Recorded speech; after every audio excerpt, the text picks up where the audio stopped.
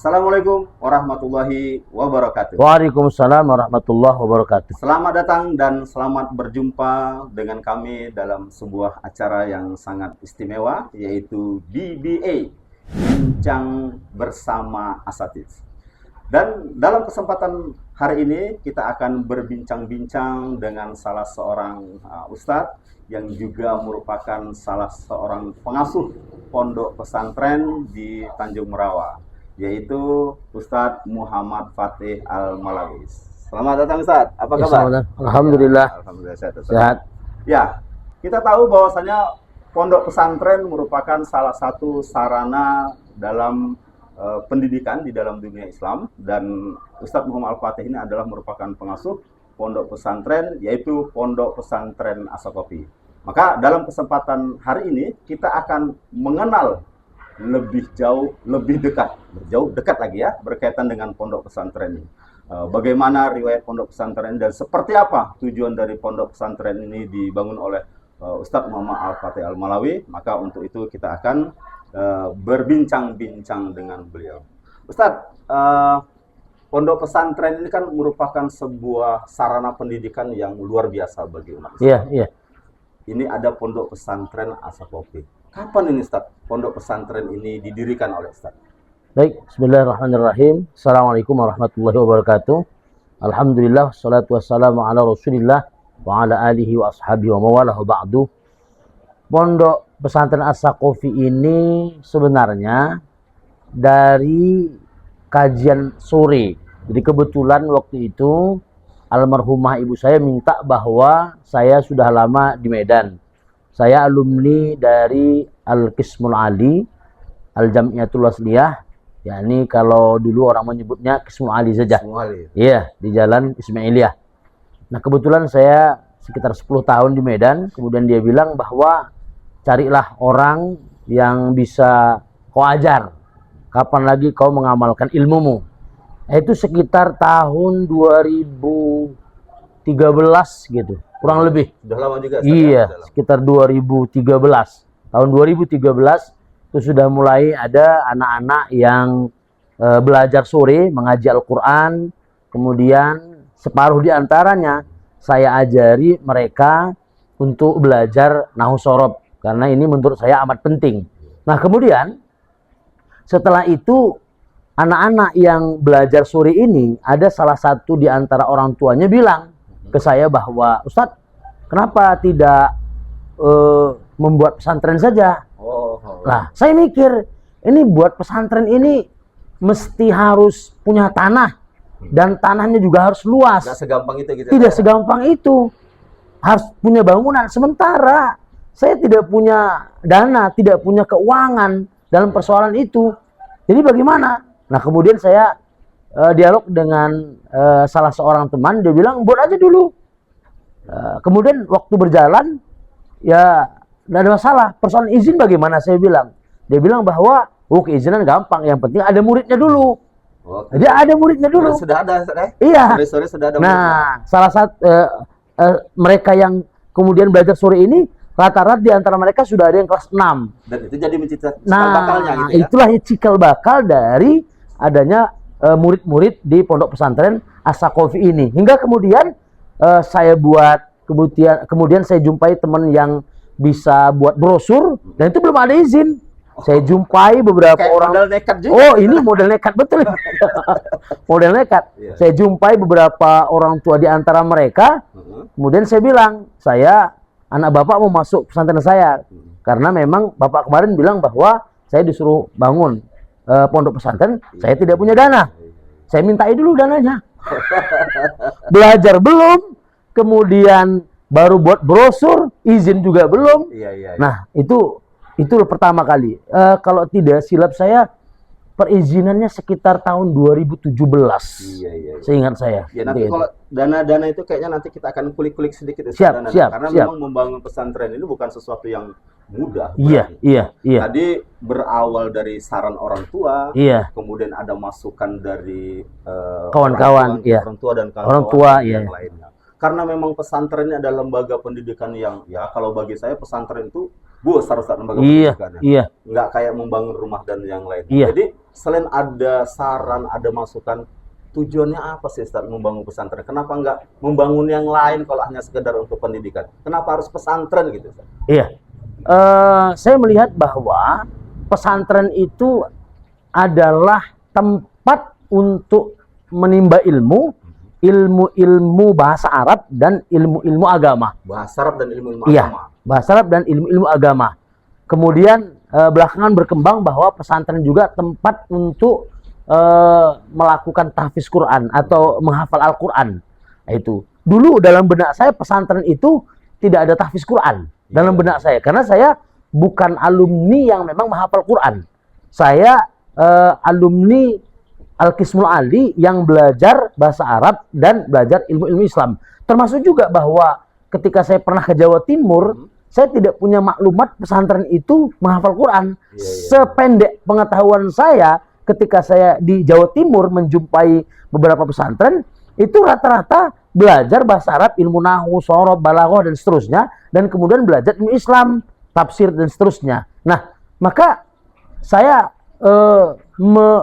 menggunakan pemahaman saya ini agar pesantren itu image-nya, orang melihatnya bahwa di sini belajar bahasa Arab dan kemudian belajar ilmu-ilmu agama. Kalau bahasa anak Medan, pesantren ini agak lain ini. Ustaz. Iya, agak lain ini dari pesantren. Iya. Dan saya kalau lihat agak lainnya ini Ustaz, dari tagline-nya itu, pesantren ini adalah membumikan kitab kuning Ustaz. Iya. Orang awam mungkin tidak paham dengan Iya. apa ini kitab kuning, apa kekhususan kitab kuning, dan apa hubungannya kitab kuning ini dengan pesantren. Kenapa harus kitab kuning Ustaz? Iya. Pertama begini, di dalam kitab kuning ini sebenarnya adalah pelajaran-pelajaran bahasa Arab dan pelajaran-pelajaran agama. Ini yang paling penting. Iya. Artinya, ketika kita menyebutkan membumikan kitab kuning, berarti bahwa fokus pelajaran kita di Pondok Pesantren As-Saqafi ini fokus kajian tentang bahasa Arab, ilmu nahwu, shoroh, balaghah, dan seterusnya, dan kemudian ilmu-ilmu agama.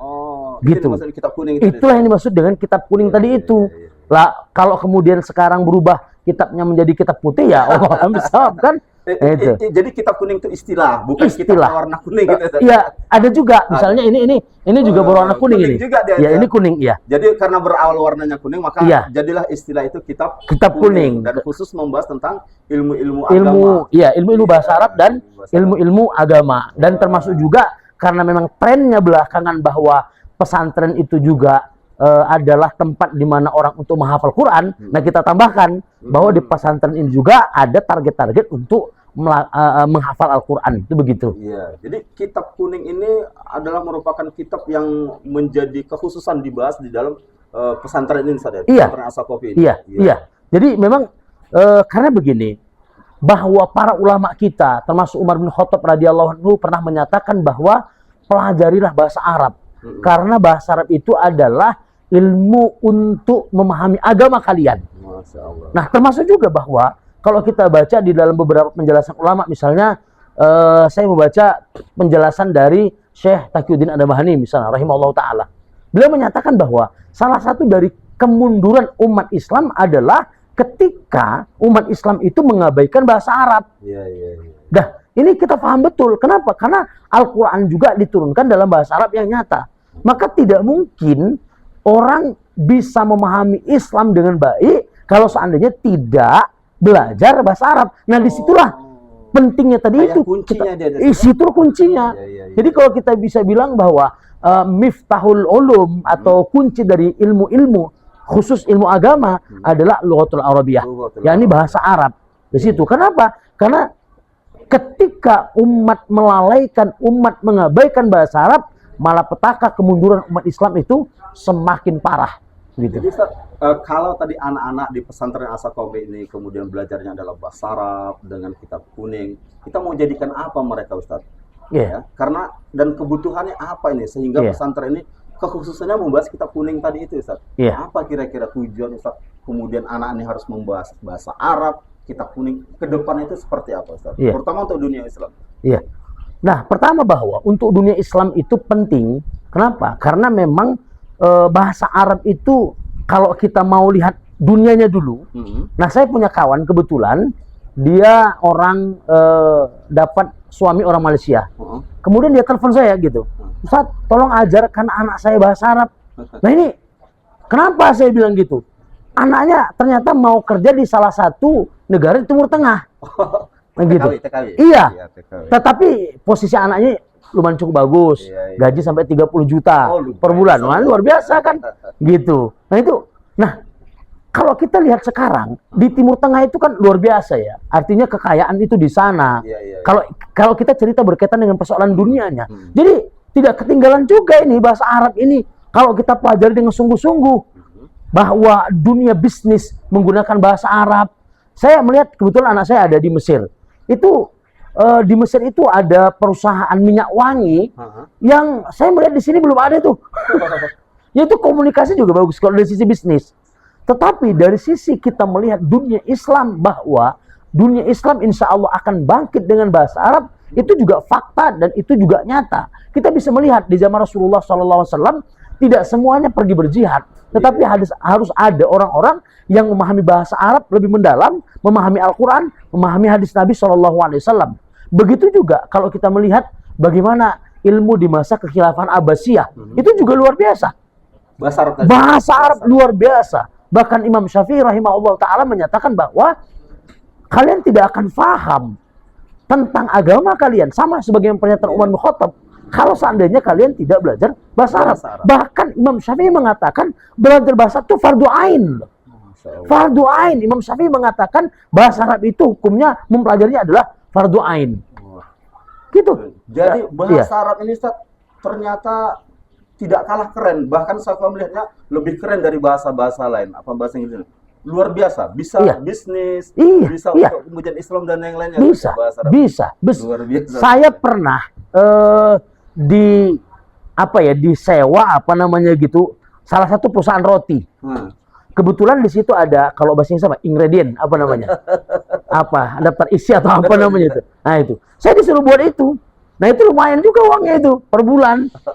Ustadz dibilang, saya manajer salah satu perusahaan roti, kemudian Ustadz buat ini bahasa Arabnya ini. Nah ya roti berjalan, kita juga dapat uang bisnis kan begitu. Kenapa? Karena Islam melihat begini, kalau untuk dunia bisnis, mereka akan yakin roti itu halal kalau ada bahasa Arabnya. Nah itu gitu. Nah bandingkan, maaf, misalnya, ya kita bukan cerita rasis tidak gitu ya. Bandingkan kalau roti itu berbahasa Cina misalnya, orang ragu-ragu. Bacanya aja nggak bisa. Nah itu kalau dunia bisnisnya. Jadi banyak sebenarnya yang bisa kita dapatkan dari bahasa Arab ini kalau untuk dunia bisnis. Apalagi dunia Islam lebih. Kalau pernyataan Imam Syafi'i mengatakan fardu ain, lah kita misalnya sholat baca surah Al-Fatihah pakai apa? Bahasa Arab. Jangan ikut-ikutan dulu. Yusman Roy mengatakan bahasa Indonesia, Anda bisa. Bahkan mengucapkan salam assalamualaikum pakai bahasa Arab. Assalamualaikum, waalaikumsalam pakai bahasa Arab. Dan bahasa Arab itu keren, betul. Bisa umat keren. Islam tidak paham assalamualaikum itu arti dan maknanya seperti apa? Iya, betul. Makanya kalau kita lihat misalnya dalam kitab Izatul Mukminin, itu ikhtisar dari kitab Ihya Ulumuddin. Nah di situ disebutkan bahwa orang yang memahami apa yang dibacanya ketika sholat itu lebih khusyuk sholatnya daripada orang yang tidak memahaminya. Ya, jadi salah satu syarat untuk khusyuk juga harus paham bahasa Arab juga. Gitu. Jadi luar biasa. Dunia insya Allah kita dapatkan, apalagi untuk dunia Islam, kebangkitan umat, akhirat juga. Disebutkan dalam satu riwayat bahwa nanti kita dibangkitkan di akhir juga menggunakan bahasa Arab. Bahkan ketika diperiksa oleh malaikat, menurut satu ulama mengatakan, ya kan, marabbuka, siapa Tuhan? Pakai bahasa Arab juga. Kalau nggak tahu bahasa Arab gimana? Bahkan istilahnya bahasa Arab ini bahasa penduduk surga nantinya. Iya, lughatul jannah. Jadi luar biasa. Bahasa bisnis, bahasa dunia kebangkitan, bahasa akhirat, semuanya dapat dengan bahasa Arab ini. Makanya disitulah pentingnya kita menggunakan istilah membumikan kitab kuning. Di situ kuncinya. Di situ kuncinya. Iya. Oke, Ustaz. Kemudian seperti yang saya sampaikan di awal tadi, bahwasanya ya ini membangun pesantren. Iya, Ini enggak mudah, kan? Membutuhkan upaya yang cukup besar, termasuk masalah dana, Ustaz. iya, Nah, masalah dana.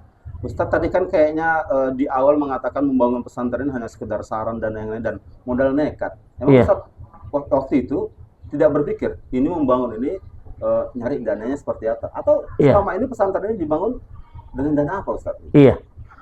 Pada awal-awalnya, awal pertama kali saya kemudian membuat kota-kota impak awal pertama kali itu Iya, iya. dengan dibantu oleh seorang teman. Kemudian kita titip-titipkan itu ke rumah makan, kemana itu kita titip itu. Jadi melibatkan umat. Iya, melibatkan umat juga gitu.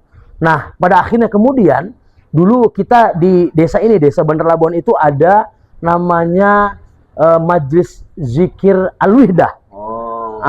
Jadi teman-teman yang ada di Majelis Zikir Al-Wihdah juga punya peranan penting Jadi untuk membantu itu. Tidak berdiri sendiri As-Sakofi ini, juga bekerja sama dengan pihak-pihak lain dalam mendanai. Iya, iya. Juga ya kita juga mendatangi donatur-donatur, kita sampaikan visi misi kita, bagaimana pentingnya bahasa Arab untuk dunia bisnis, dunia kebangkitan Islam dan juga ya di akhirat.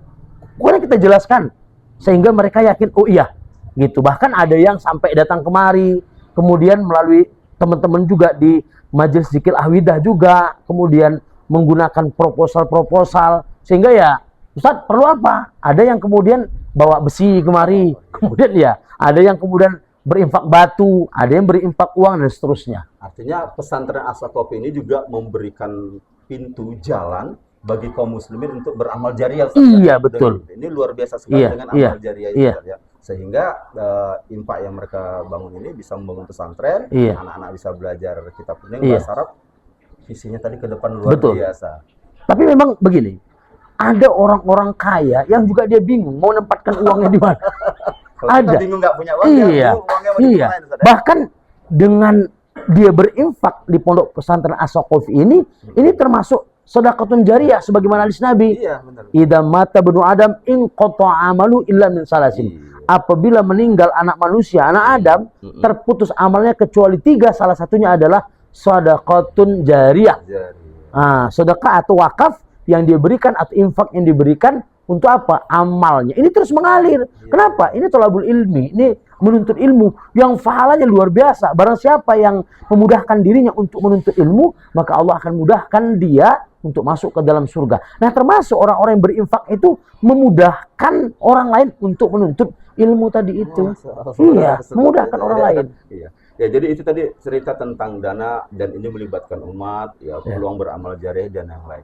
Kemudian Ustaz, pesantren ini tadi yang saya katakan tadi membangun sesuatu karena visinya besar sekali, Ustaz. Iya. Dipastikan Ustaz ini tidak bisa bekerja sendirian. Iya. Membutuhkan pihak-pihak yang membantu Ustaz di dalam membangun pesantren ini. Ada nggak Ustaz kira-kira pihak-pihak yang kemudian, kalau tadi saya melihat ada Majelis Zikir Al-Wihdah. Iya, iya. Ada nggak pihak-pihak lain yang membantu Ustadz di dalam membangun pesantren ini sampai saat ini, Ustadz? Ya, kalau secara khusus pasti ada, Pasti ada. nama-namanya. Ustadz Irwandi juga punya peranan besar. Iya. Ada Ustadz Daud, Iya, iya. ada lagi Ustadz Bang Andi Sahrul, ada lagi Ustadz Pendri, ada Ustadz Salman. Itu secara khusus orang-orangnya. Ada orang-orang yang memang ya punya visi yang sama dengan kita, juga untuk membangun pesantren dengan visi misi membumikan kitab kuning.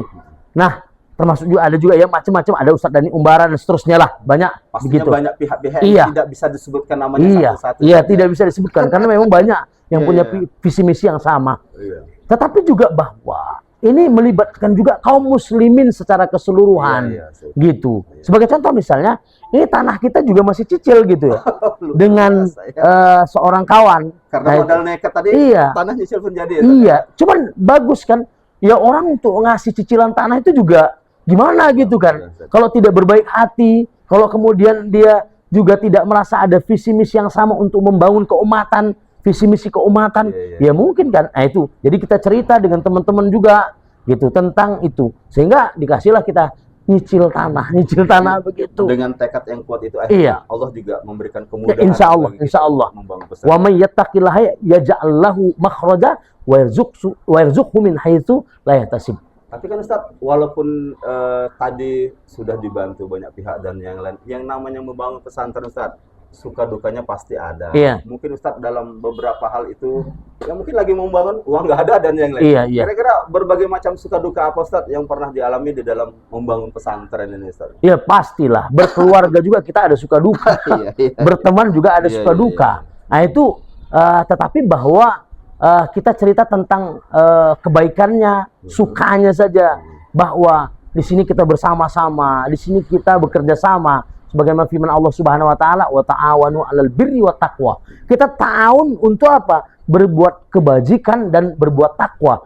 Dan ingat bahwa ini insya Allah ini wakaf kaum muslimin. Wakaf. Iya. Itu dari baris itu ya, wakaf. Wakaf. Ya. Tanahnya juga wakaf kaum muslimin, gedungnya juga kaum muslimin. Kemarin kita baru membebaskan tanah sekitar 2,5 rantai ya, sekitar 210 juta. Itu juga kaum muslimin yang ini juga kita akan membangun rumah-rumah santri atau fasilitas olahraga santri juga adalah wakaf kaum muslimin. Artinya Secara bersama-sama. Fisik, sarana dan prasarana pesantren ini belum selesai saat ini. Belum. Selesai. Nah, sukanya di situ. Sukanya Kita di melakukan situ, ya. bersama dan ingat bahwa pertemanan kita dalam melakukan kebaikan dan takwa itu bukan hanya di dunia, dua sampai ke akhirat. Itu membuat kita akhirnya insya Allah ikhlas. Nah, itu sukanya kita bersama-sama kemana-mana, ke sana kemari, itu menjadi kenangan tersendiri dalam hidup.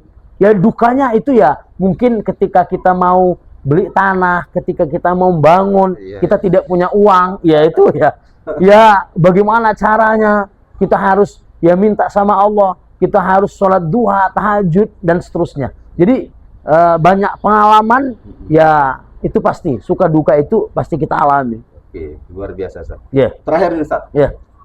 Pesantren sudah dibangun. Ya. Tentunya ada harapan besar Ustaz untuk membangun pesantren. Apa harapan Ustaz dengan dibangunnya pondok pesantren As-Saqafih ini, terutama untuk keumatan Ustaz? Ya, pertama bahwa anak didik kita insya Allah mudah-mudahan di kedepannya mereka menjadi ulama-ulama yang bisa diharapkan untuk menjadi pejuang-pejuang Islam. Pejuang-pejuang Islam. Kenapa? Karena mereka sudah memahami tentang apa yang diwajibkan kepada mereka di dalam agama ini. Apa yang harus mereka sampaikan kepada umat. Mereka menjadi ulama-ulama terdepan untuk menyuarakan kebenaran, menyuarakan keadilan, menyuarakan perintah-perintah dan larangan Allah Subhanahu wa taala.